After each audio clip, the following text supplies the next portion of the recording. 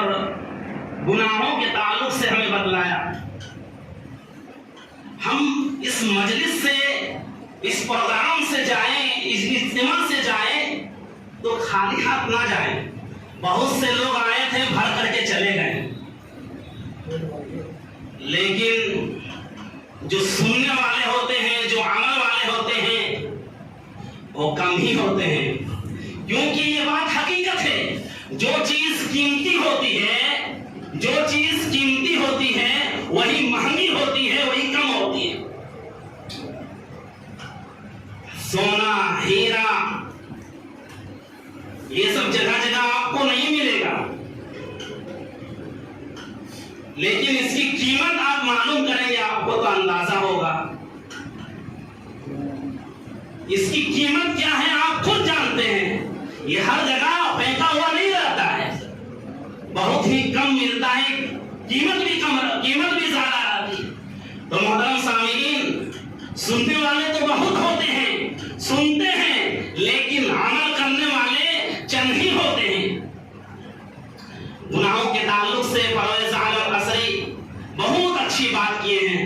اللہ تبارک و تعالیٰ سے دعا کرتا ہوں بارہلا ہم تمام لوگوں کو ہر طرح کے صغیرہ کبیرہ گناہوں سے بچائیں۔ آخر میں ہمارے مولانا شاکر صاحب سیکا کلم آئے اور کتنی اچھی بات بولے، بہت اچھی بات بولے۔ اللہ کی اطاعت، ساتھ ہی ساتھ رسول اللہ کی اطاعت، اور ایک جو جملہ انہوں نے کہا، بہت ہی اچھی بات، بہت ہی اچھی بات، غور کرنے کا مقام۔ ایک جملہ کیا کہہ کر گئے کہ قول کس کا ہونا چاہیے کوئی بھی عمل کرنے سے پہلے؟ اللہ کا قول ہونا چاہیے، اللہ کا کلام ہونا چاہیے، اللہ کی بات ہونی چاہیے، اور پھر جا کے طریقہ کس کا ہونا چاہیے؟ ہمارے آخری نبی صلی اللہ علیہ وسلم کا طریقہ ہونا چاہیے ہر عمل میں، ہر قول میں۔ اور یہی چیز آج امت مسلمہ میں نہیں ہے۔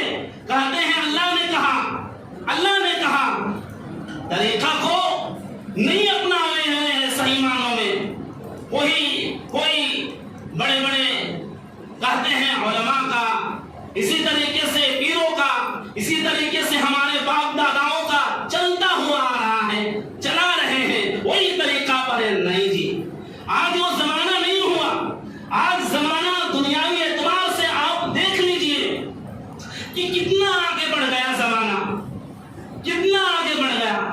ہر چیز میں تحقیق، ہر چیز میں دنیاوی اعتبار سے ہر چیز میں تحقیق، اور ایک سے ایک مشن بھی آ گیا جس سے ہم ہر چیزوں کو تحقیق کر سکتے ہیں۔ لیکن آج ہم دین کے معاملے میں اتنے پیچھے ہیں، اتنے پیچھے ہیں۔ اگر کوئی کام، کوئی عمل چلتا ہوا آ رہا ہے، ہمارے آباء و اجداد کر رہے تھے، ہم بھی کر رہے ہیں، نہیں۔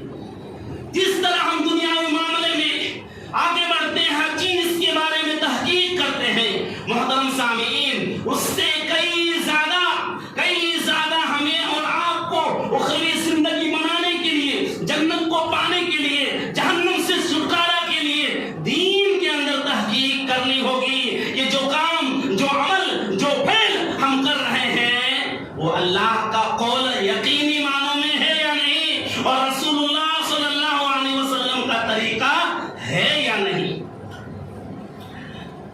محترم سامعین، میں آیا تھا پوری تیاری کے ساتھ کہ ذکر کے تعلق سے، ذکر کیا ہے، ذکر کا حکم کیا قرآن میں آیا ہے، اسی طریقے سے ذکر کی اہمیت اور ذکر کے فوائد، ذکر کے فضیلتیں کیا ہیں، اس تعلق سے میں بولنے کے لیے آیا تھا، لیکن وقت اجازت نہیں دیا۔ لیکن اتنا بتاؤں گا، ذکر کے تعلق سے میں اتنا بتاؤں گا کہ ذکر ہے کیا، ذکر کہتے ہیں کس کو، اور ذکر کی قسمیں کیا ہیں۔ تو محترم سامعین، ذکر سب سے پہلے یہ سن لیجئے کہ ذکر جس کی دو قسمیں ہیں، ایک وہ ذکر جو عام ہے، ایک وہ ذکر جو عام ہے، تمام عبادتوں میں شامل ہے اس کو ذکر بولتے ہیں. نماز ہم پڑھتے ہیں وہ بھی ذکر ہے, روزہ ہم رکھتے ہیں وہ بھی ذکر ہے, اسی طریقے سے ہم حج و عمرہ کرتے ہیں وہ بھی ذکر ہے, اسی طریقے سے دعا مانگتے ہیں وہ بھی ذکر ہے, اور اسی طریقے سے عام جو اذکار کرتے ہیں وہ سب ذکر میں داخل ہے. لیکن ایک خاص ذکر جو خاص اوقات میں تعداد کے ساتھ جو ہم پڑھتے ہیں ایک وہ بھی ذکر ہے. جیسے صبح سے شام تک جو دعائیں پڑھی جاتی ہے, نماز کے بعد جو اذکار مسجدوں میں لٹکایا ہوا رہتا ہے لسٹ کی صدر میں, یہ بھی ذکر ہے. اسی طریقے سے سونے سے پہلے, سو کر جب ہم اٹھتے ہیں, کھانے سے پہلے, کھانے کے بعد, اسی طریقے سے ہم غسل خانہ جاتے ہیں, بیت الخلا جاتے ہیں, وہ خاص ذکر ہیں, وہ خاص ذکر ہیں.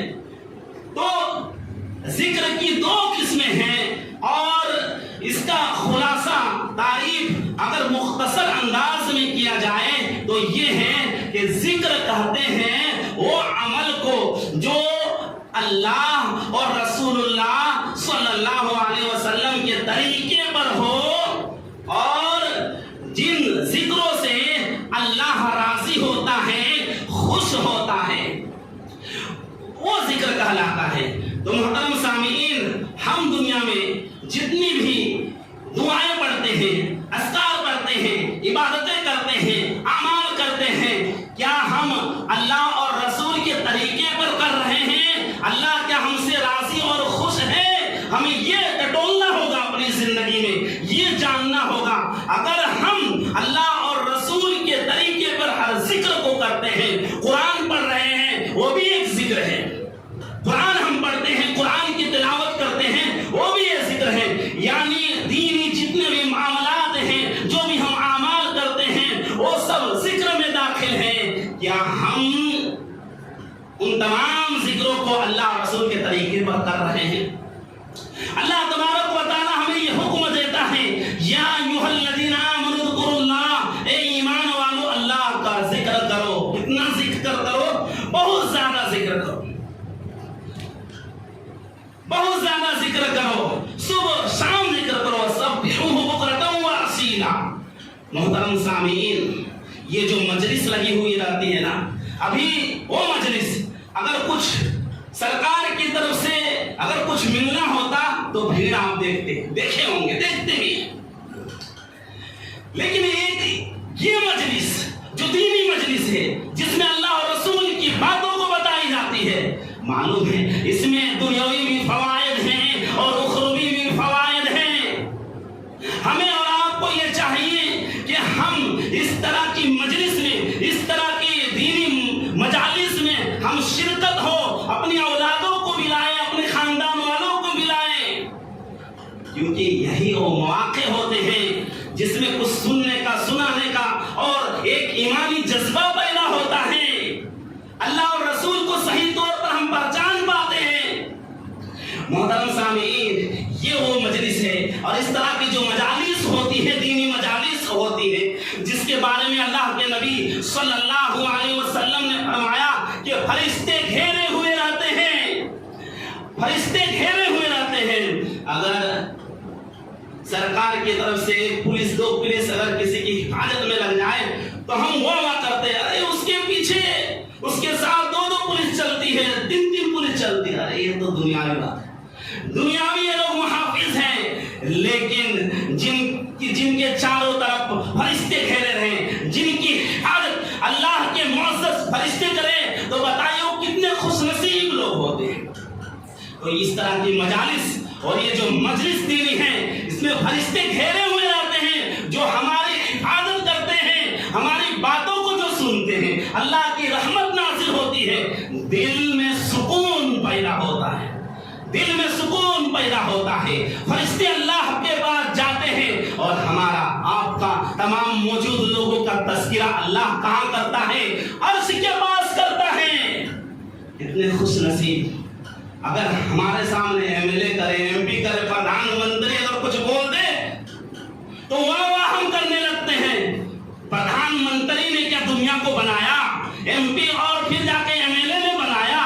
اس پوری کائنات کو ایک اللہ نے بنایا بتائیے وہ اللہ اگر اپنے معزز فرشتے کے سامنے آپ کا نام لے تو آپ دنیا کے خوش نصیب لوگوں میں سے ہو گئے۔ تو محترم سامعین، اللہ تبارک و تعالی نے ہمیں جو زندگی دیا ہے، اس زندگی کو غنیمت جانے، نعمت جانے، یوں ہی نہ گزارے، بلکہ اس زندگی کا مقصد یہ سمجھیں کہ ہم دنیا میں جو آئے ہیں وہ اللہ کی عبادت کرنی ہے، اللہ کی بندگی کرنی ہے۔ اور بندگی کا طریقہ ہم کہاں سیکھیں گے؟ کیا آپ رسول رہے ہمارے درمیان؟ نہیں رہے، کہاں سیکھیں گے؟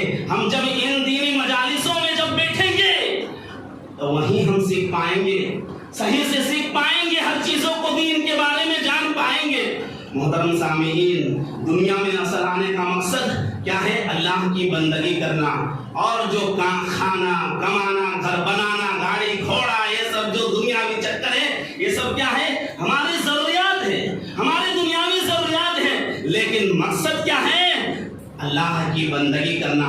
اللہ کی بندگی کیجئے، اللہ کی بندگی کیجئے، اپنی ضروریات کو بھی پوری کیجئے، لیکن اپنی ضروریات کے چکر میں، اس دنیا کے دھوکے میں، اللہ کے مقصد جو اللہ نے اس دنیا میں ہمیں اور آپ کو بھیجا ہے، اور جو اللہ نے عالم ارواح میں جو ہم سے وعدہ کیا، اور ہم نے جو وعدہ کیا ہے، اس وعدے کو نہ بھولے، اس وعدے کو نہ بھولے۔ اللہ کی بندگی جہاں کہیں بھی آپ رہے، گھر میں، دکان میں، مارکیٹ میں، باہر سفر میں، حضر میں، آپ جہاں بھی ہو، اللہ کی بندگی کرے، اللہ کو خوش کرے، اللہ کو راضی کرے، تبھی جا کے ہم اور آپ کامیاب و کامران ہو سکتے ہیں، تبھی جا کے ہم جہنم سے بچ سکتے ہیں، ہمارا ٹھکانہ جنت ہو سکتا ہے۔ آخر میں دعا اللہ رب العالمین سے کرتا ہوں، بار الہ یہ جو مجلس قائم ہوئی، بار الہ اس مجلس میں جو بھی باتیں ہوئی اور ہمارے علماء کرام نے جتنی بھی باتیں کہی، بار الہ ہم تمام علماء کو پہلے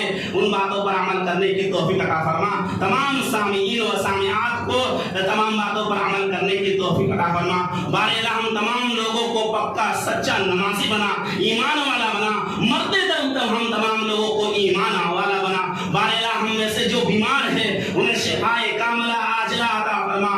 اللہ جو قبر تک پہنچ چکے ہیں، کسی کے باپ، کسی کی ماں، کسی کے دادا دادی، نانا نانی، بارے اولاد، اللہ سب کو وہ جنت الفردوس عطا فرما، ان کی قبر کو نور سے بھر دے۔ بارے اللہ جو لوگ پریشان ہیں، اللہ ہر مسئلے کا حل تو ہی کرنے والا، اے اللہ ہر ایک کی پریشانی کو دور کر دے۔ بارے اللہ جو لوگ قرض میں مبتلا ہے، بارے اللہ قرض کے لیے کوئی سبیل، کوئی راستہ ان کے لیے ہم